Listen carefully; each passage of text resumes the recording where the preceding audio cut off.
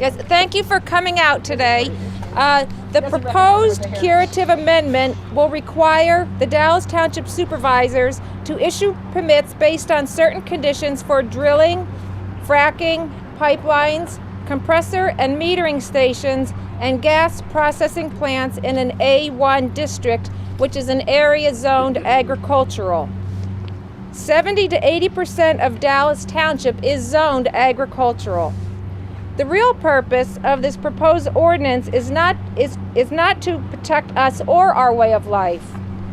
Current zoning requires industrial activities such as gas compressors and metering stations to obtain special exceptions to attempt to locate here. These special exceptions require the applicant to go before the zoning hearing board, which was put in place to protect us. By this process, the applicant can be denied if the use is determined to be incompatible. Under the new curative amendment, gas activity is a permitted use as long as the activity follows certain weak conditions. The proposed curative amendment is in direct conflict with the stated mission of Dallas Township, which is to protect, promote, and ensure the public health and welfare of the residents.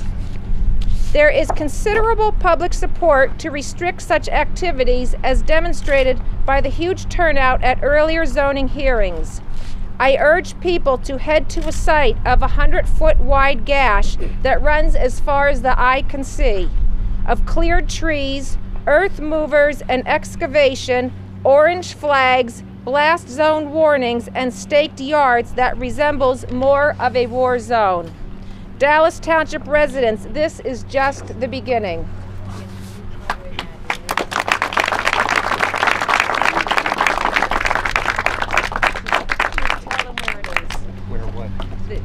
Hildebrand and Sedgwick. But you're next. Hi there, I'm Duke Barrett, resident of Dallas, Pennsylvania, and this is my dog DuPont that I was walking last spring when I chatted up a young surveyor on Hildebrand Road who gave up the information that they were planning a compressor station.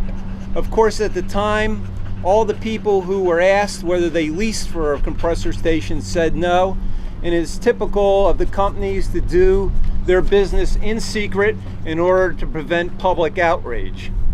What we have here is amounts to corporate feudalism, where the very few minority of leasers are actually calling the shots for companies outside the area, no matter what the majority of the local citizens wish. And the curative amendment, whether they pass it or they don't pass it, is akin to saying, well, we're gonna not open the Pandora's box all the way, widely, we're just gonna open it a little. In either case, this is your future, the box is open.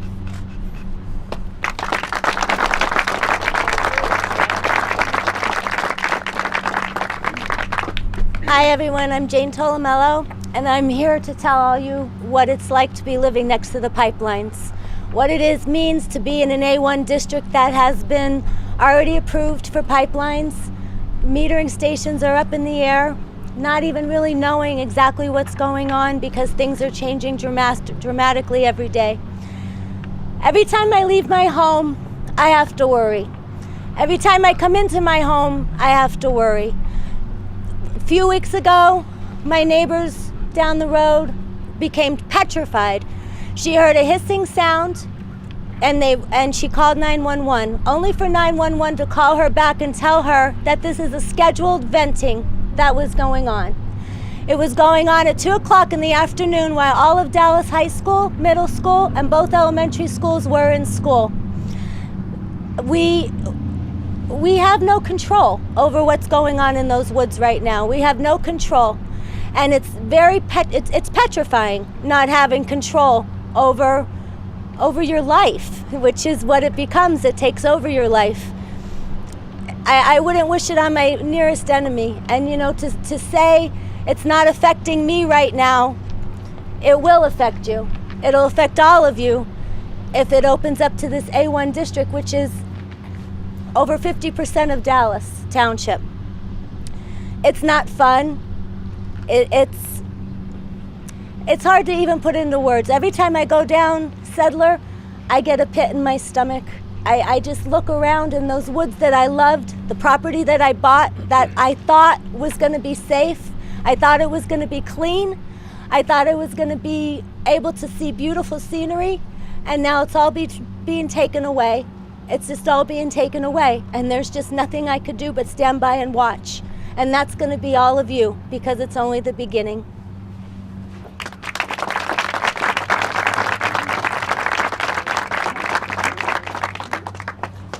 My name is Wendy Kaminsky, and my concerns are obviously the same as my neighbors and friends here today, but I'm also concerned about recent investigation by the New York Times that includes a 326-page interaction that you can go through to confirm everything I'm saying right now. Major banks will not deal with leased properties or properties that neighbor gas leased properties, period.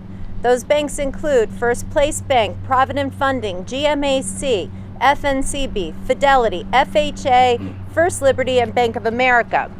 The reason being is under the Housing and Urban Development Guidelines in the Federal Reference Guide Hazard and Nuisances, it explicitly states a property must be free of those foreseeable hazards and adverse conditions that may affect the health and safety of the occupants, affect the structural soundness of the improvements, and impair the customary use and enjoyment of the property. Hazards include, but are not limited to, operating and abandoned oil and gas wells, abandoned wells, slush pits, heavy traffic,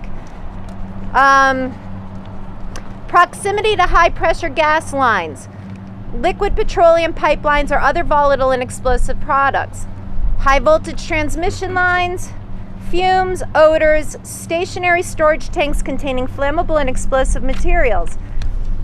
You will not be able to resell your home to anybody because they will not be able to get a mortgage under these guidelines. After our most recent mortgage meltdown, the banking is a lot more restrictive. The present curative amendment does not address this issue. That is why gas companies are rushing and pressuring people to lease, because they are well aware of it. The thing that disappoints me the most is that the curative amendment has 2 pages devoted to road repairs and nothing addressing our mortgages, our neighboring properties. Our township will become a wasteland because we will not be able to get buyers for our properties. That is all.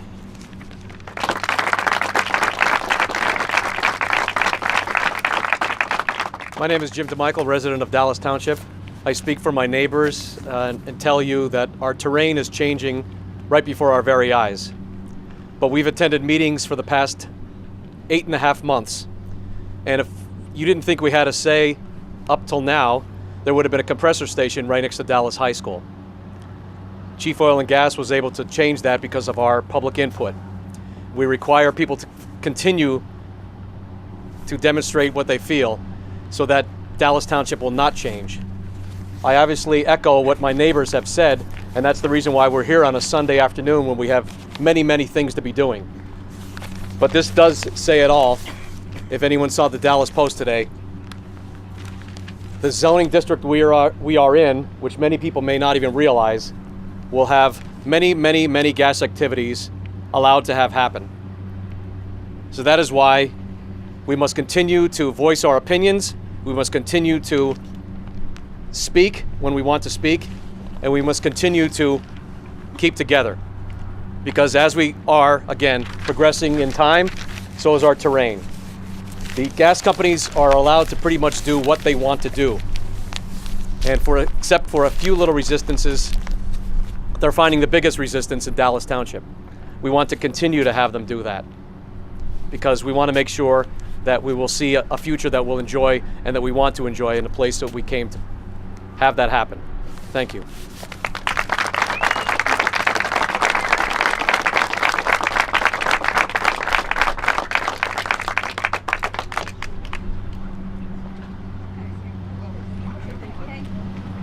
Thank you all for coming out to show your resistance to this curative amendment, to show your insistence that we all be prepared from the oil and gas activities that are being thrust upon us. And please come tomorrow night to the meeting on the curative amendment to voice your opinions, your opposition there.